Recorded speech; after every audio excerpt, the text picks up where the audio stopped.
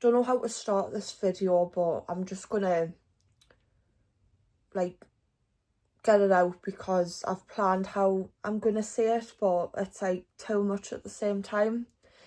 But basically I found out I was pregnant in October. I missed a period in September. And wow, over the moon. Couldn't believe it. Took me 4 years to conceive and it finally happened.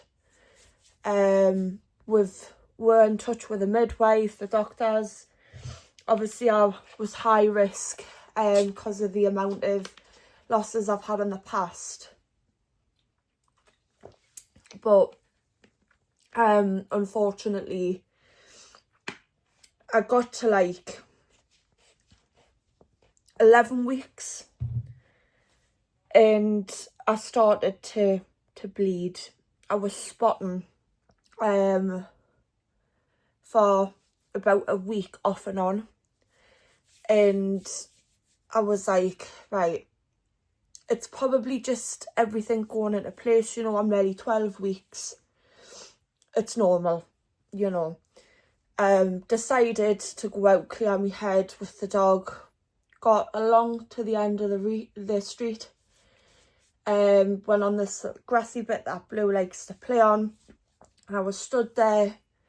2 people were walking past. It was at night time, and then all of a sudden I just felt like a gush, and obviously I checked, my hand had blood on it, and I ran all the way back home to get to Mark, and I says to him, we're gonna have to go to the hospital because something not right here. I'm bleeding red blood this time, because throughout that week it was like a light baby pink, and then there was brown spotting, but this time it was blood red. And the early pregnancy unit at the RVI did say, like, we'll only ask you to ever come in if it's like, you know, bright red, dark red. So I went straight up there with Mark. We obviously got the dog on, I got the dog on the house. And then away we went up. They said, come to ward 40, we'll get you sorted out. So went in for a scan, and the told us, they were like, how many weeks did you say you were? I say it's 11. And when they done the scan, the baby had stopped growing at 9 weeks and the heart stopped beating as well. So I didn't know that the baby had been dead for 2 weeks and was still inside. So they have said it's been a miscarriage. It's been so hard, like I just can't cry anymore. I've cried so much, like it's been a shock. Like this pregnancy was like the first pregnancy that I'd ever been further in. It's always been 5, 6, between 5 and 6 weeks pregnancy where they've failed, but this one has been different. So the RVI, bless them, they've been so good to me and Mark, like, can't believe it. They've given us this memory box, which I'm going to show you. Before I go any further, when I was 7 weeks, I did go at the window to the womb for a scan. This is the scan. I also have a video of the heart beating. They said everything looked perfect here. I was 7 weeks here, bang on, and they said for this baby to be as early as what it is, the heartbeat is ever so strong. They couldn't believe it. But then everything was fine. Sorry with the ring light, but yeah. A while ago, Mark got me, it was a stitch doll, so Lilo and Stitch, and he come in with this box, and what it was is it's a Me to You Tatty Bear cup, and it come in this box, and I thought of something. So what I thought of was I'd love to make a memory box, like, you know, when the baby gets older and stuff, you know, can start putting like little bits in. But obviously it hasn't went that way this time. But when everything was all right, I did put the pregnancy tests in. Right, so I've just realised something. So anyways, this is the first pregnancy test that I took. And on the back of it, it's the 20th of the 10th, 25. I was 2 to 4 weeks. It might be backwards on here. I don't know. It looks backwards on the screen to me. And then this was the first response. That was on the 20th of the 10th, 25. Obviously 2 to 4 weeks.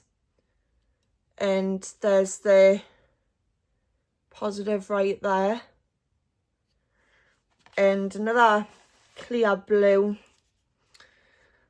Obviously the screens went off on that, but I dated it 21st of the 10th, 25, 2 to 4 weeks. So I just put the dates on, and also I've got another scan photo of the baby from the same day, and that's there. But they said everything was fine, no issues. So this is when we were thinking, oh, this is going to be good, this, like, you know, there's nothing to worry about and stuff. So yeah, I put all of these tests in here with the photo. So looks like that. And obviously the other one that I've got, I keep out to go on top of the boxes, but I'm going to show you the other memory box that the RVI had give me, which I wasn't expecting at all when I've had losses in the past. The QE where I've always went to, I've never done anything like this, but my option this time was the RVI, and I'm so glad I did choose the RVI. But I thought that this was just a normal box with nothing in it until I opened it. It's got butterflies on it, and it's got sweet dreams at the bottom. So open it. I'm just going to pick out everything. So it's got like some of this on, some paper, and it's like 2 feet that are in a butterfly. It came with 2 bears and come with some forget-me-not seeds to plant. I'm going to give this to my nana for to grow, because like this, I'm not good at planting seeds, I'm really not. But it also come with a candle and a book. It's like a little diary, and it says, sometimes the smallest things take up the most room in your heart. I bawled my eyes out when I seen all of this. Like, just, it's so nice. So inside you've just got, like, you know, pages, stuff like that. So that's absolutely lush of them. There's cards, like this card. I will always hold you in my heart. There's obviously nothing in it. So that. There's a envelope that come with that card. Obviously nothing in there because it's for that. A book by Sam McBratney, illustrated by Anita Jaram. Guess How Much I Love You book. Tried reading this, I couldn't read it, but they put that in. And then a certificate of life. So it's got on, this is to certify that, and then was born to, date, weeks, days, and place. But I don't think we'll be, you know, filling that in. But if we do, it'll be done in a different way. Some information of how to care for your memory box. So if I just go through it, it says, care of your memory box. Try to avoid sunlight and direct heat. For example, storing above a radiator or near a window. Maybe take photos and copies of the inkless prints. To display and keep the original safe in your memory box. To clean your memory box, use a damp cloth only and avoid using any chemicals. So that's that. We'll have this. Open it, and this is an inkless print. So obviously our baby, we did see the baby when I passed, but I'm going to get into that bit soon, is how things happened more. But baby was too small for us to even get a handprint or a footprint, like, so we are going to keep this for future. So yeah, you do get inkless print kits, so it's just where you put like a handprint on or footprint. So this is what I'm going to read to you. This is what come in the box, and even though the RVI give with this, there's a story behind the book. Not the book, the box. So it says, we are Kirsty and Michael, our son. It's either Louis or Lewis. Lewis Robert Joseph Knight was born sleeping on the 10th of December 2009. Our hearts are with you at this difficult time and would like you to have this keepsake box courtesy of Louis. Sending love to you all. Obviously, their child was born sleeping.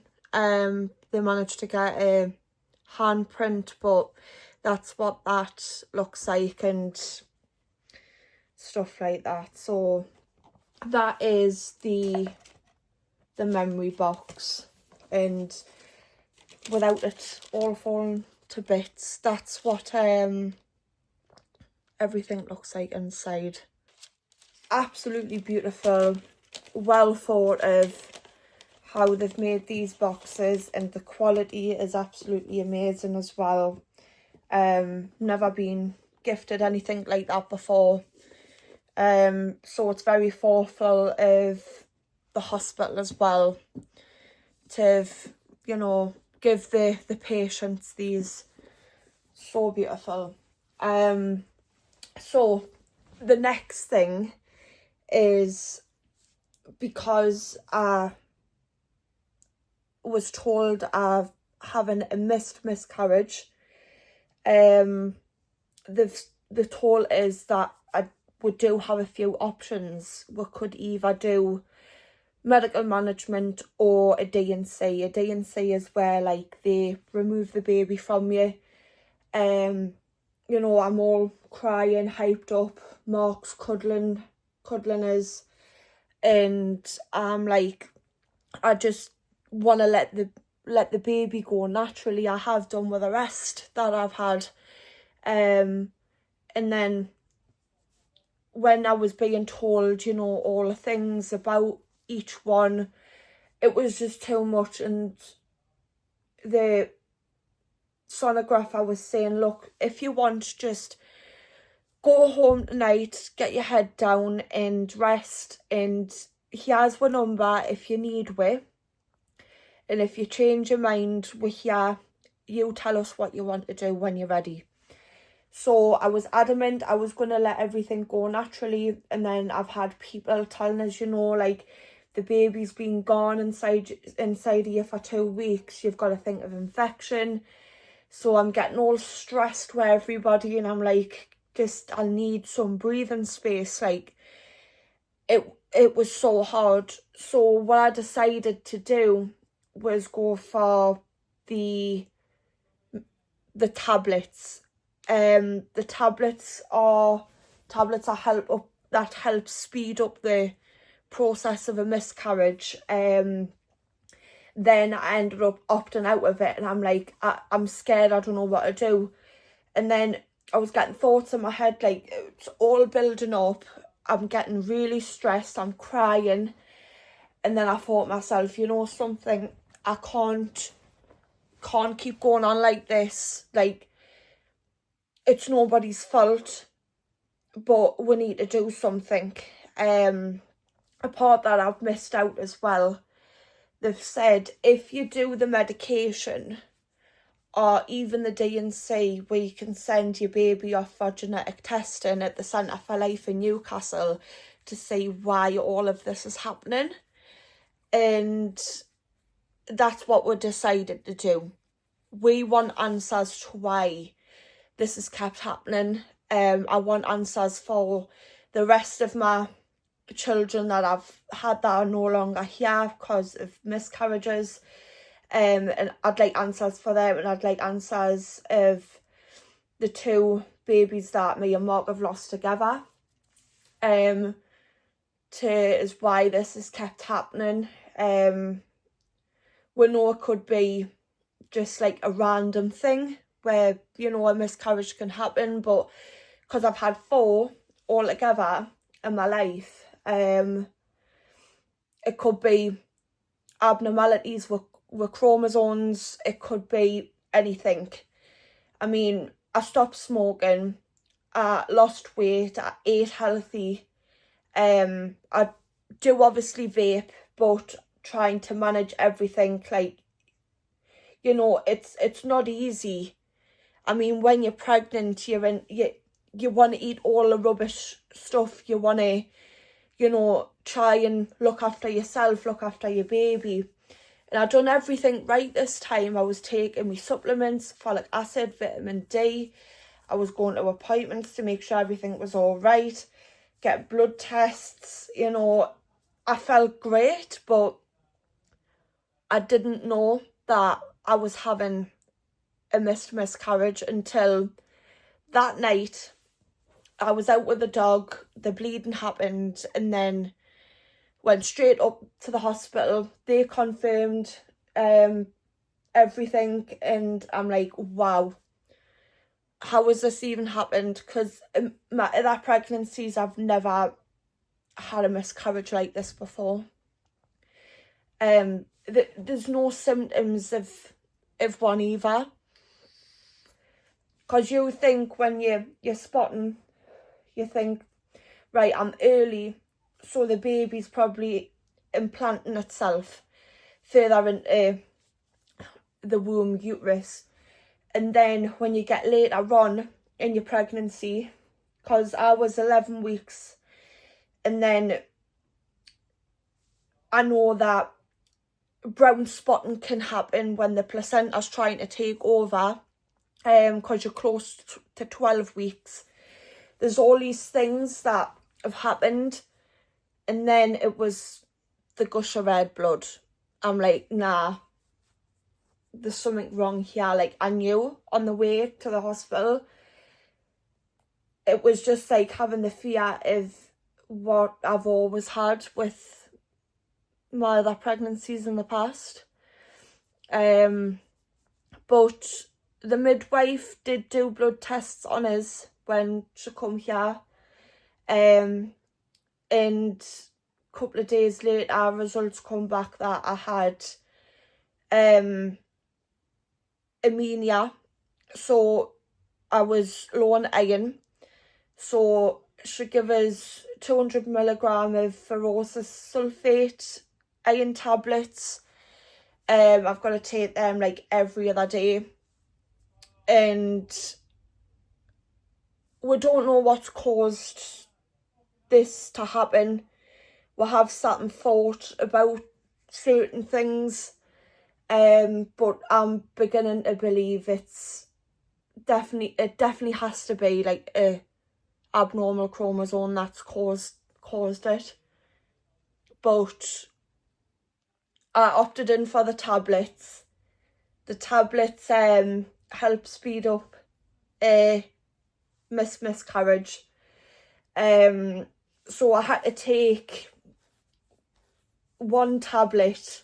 We had to go up to the hospital. The hospital wouldn't let us go until I took the first tablet in front of them. So that one is, I'm going to call it Miffy,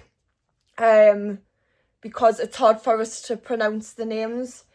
So I had to take the Miffy tablet first, and then 48 hours later I had to take 4 tablets and put them under my tongue, and then I had to let them dissolve. But how this happened was I took the Miffy tablet, and then the next day when I had woke up, that's when everything started.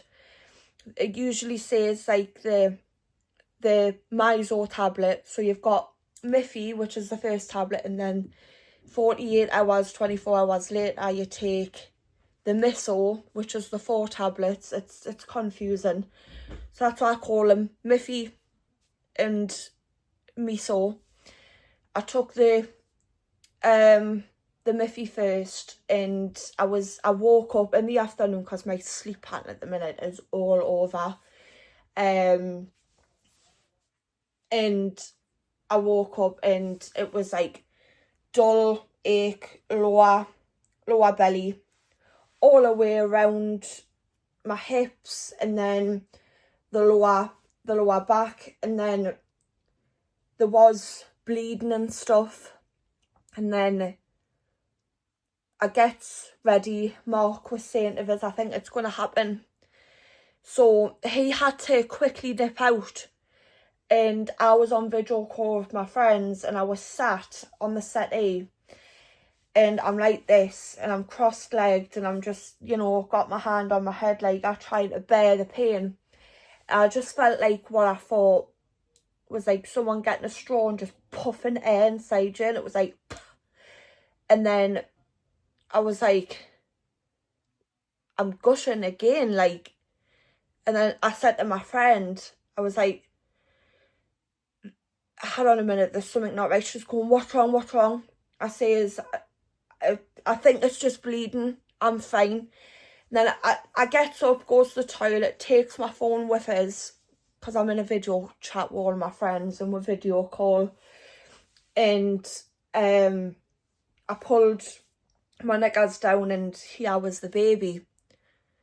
And I was like, you need to get Mark in the call. So we told him. He come all the way back from where he was, and he was there straight away.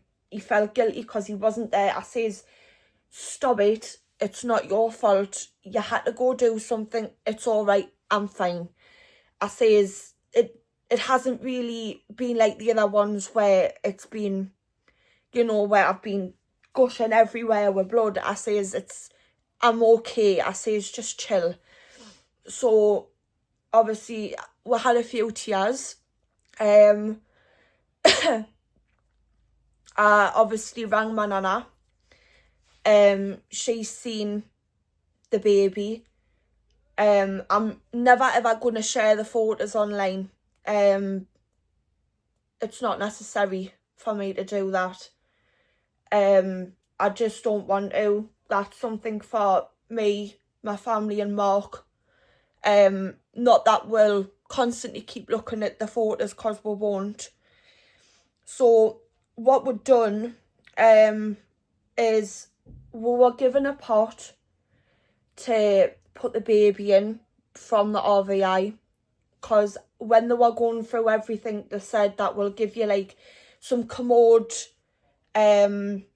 toilet seat, so if you pass the baby, can be put in there, and then you can, if you can, scoop the baby out and put it in a white tub, bring it up to us, then we'll send the baby off for testing at the Centre for Life. So they went, can you physically deliver the baby to us? Can you do all of this?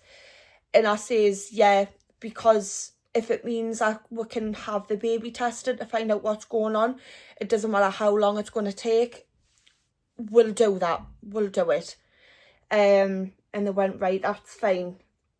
They gave leaflets on, Miscarriage Association, all the supports and charities that we could contact. But yeah, we obviously delivered the baby. I didn't even get the chance to really like just contain myself. I just wanted to get the baby up there straight away. Obviously we just sat at first and we just stared. We couldn't believe it. I've never ever seen nothing like that in my life. The miscarriages that I've had in the past, you could never ever make out, because it's just so different, because it's like usually clumps, clots, things you can't make out, and then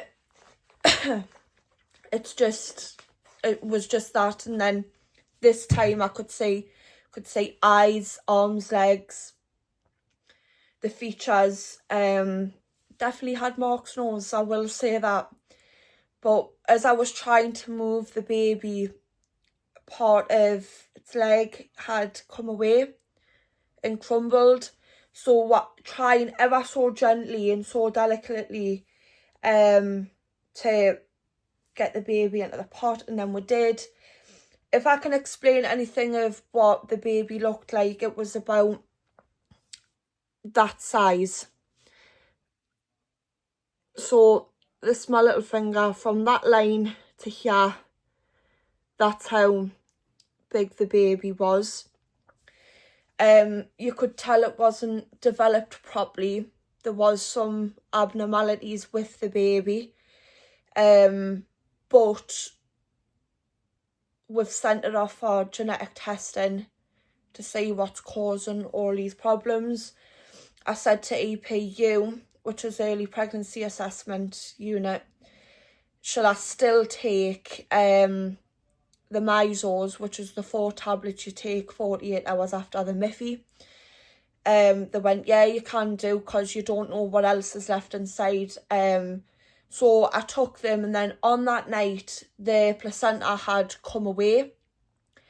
No, sorry, it was the sac.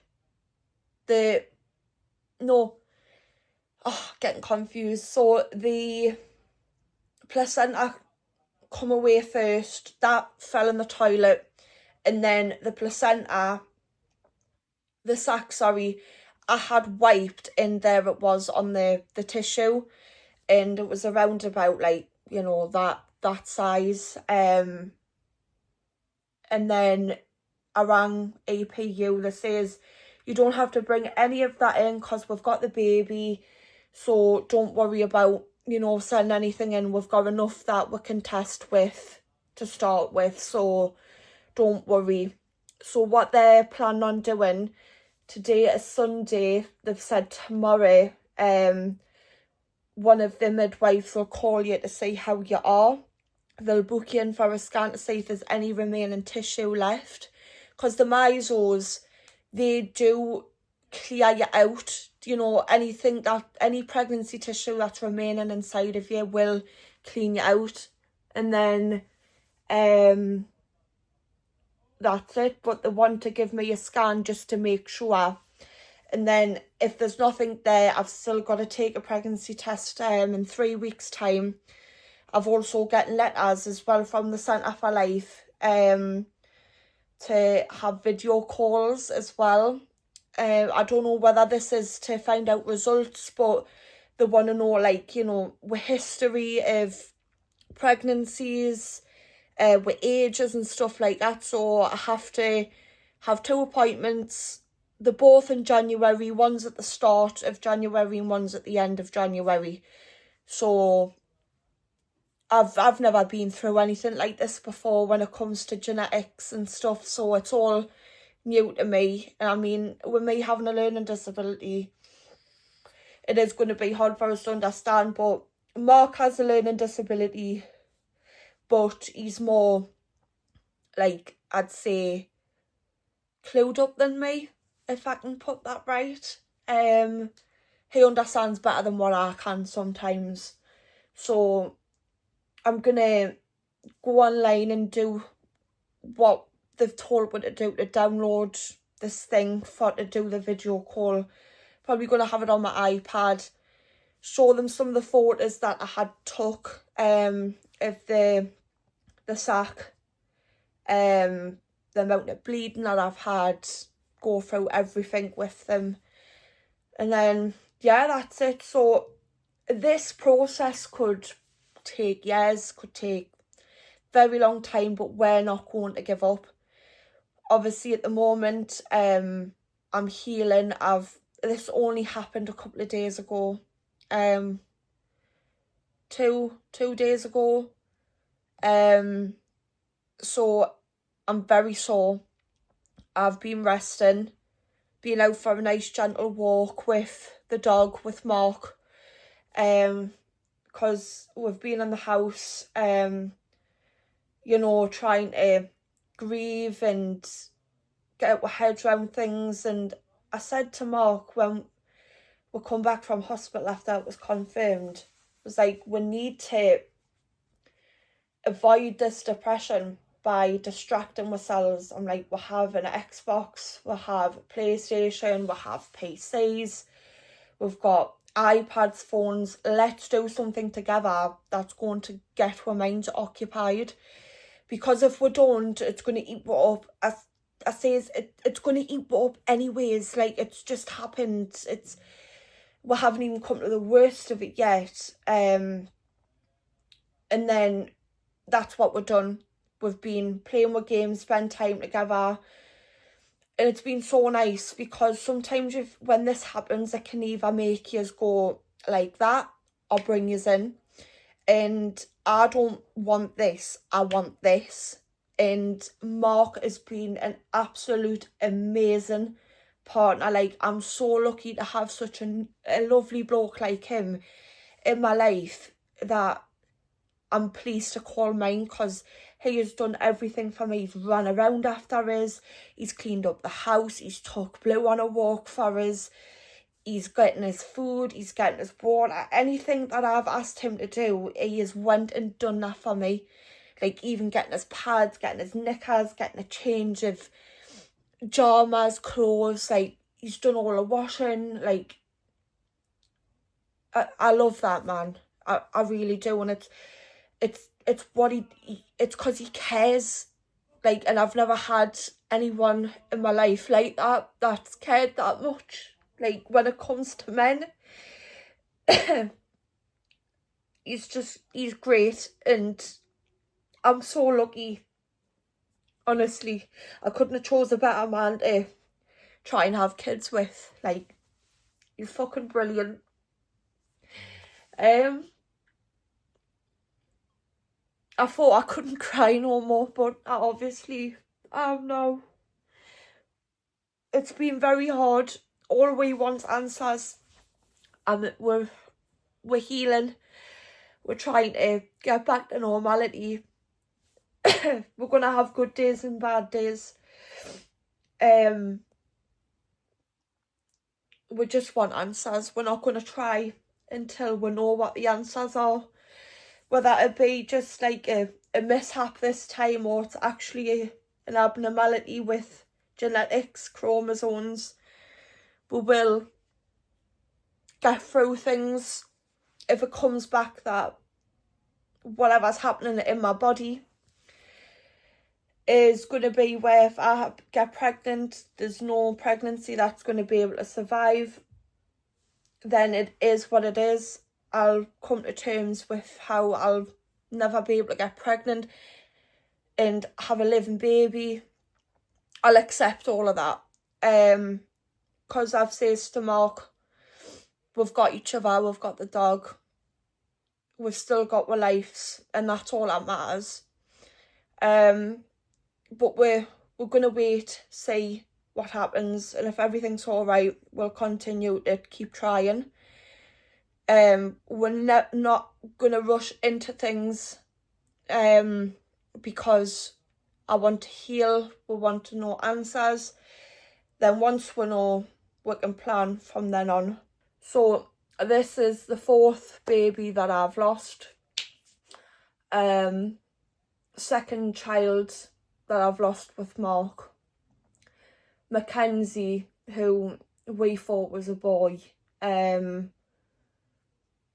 he passed away by miscarriage 4 years ago, and then it took me 4 years to get pregnant.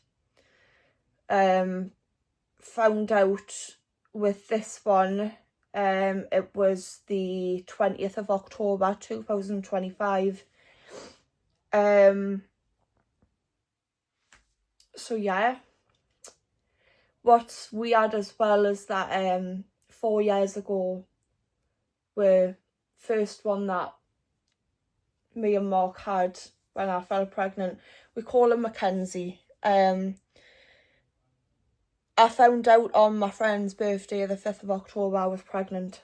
And then he passed away. I was around about 5 or 6 weeks then. And then this time, 4 years later, I was conceived on the 5th of October. So very, very weird it is. And then obviously the 12th of December, that's when the baby passed with this one. So it's been very heartbreaking, very emotional, but we're not going to let this make we give up. I've said many times I can't keep going through this. It's too much on your body, it's too traumatizing, and I feel my body can only fight so much. But if we get answers, we'll know what to do from then on. Whatever it'll be, will be. So yeah, I thought I'd come on and tell you all what's been happening. I even made a video announcing that I was pregnant, but I never uploaded it onto YouTube. But it's a shame that I didn't get to do that, because I mean I had a plan to make a playlist of the pregnancy diaries, because I have been posting on my TikTok. Like I announced it on there, and I was doing like a week by week of updates that was happening. So yeah, I've posted more on there. I just felt like I've not really had the time to sit and talk about things fully. But I've had that chance now, so I'm gonna be alright. Mark's gonna be alright. But my friends and family have been amazing, especially Mark, for the care, love and the support, like, from everyone. Like, feel so lucky to have the people that I have in my life. They've helped with, give with advice, been there for we, comforted we, done everything. So I thank all of you, as I really do. I shall be back with another video regarding the test results, and then see what happens. So I'm gonna wrap this video up now, and I'll see you next time. Please subscribe, because it helps, even just by giving it a share or a like and leaving a comment. That would be really nice of yous. So I'll see you all next time. Bye everyone.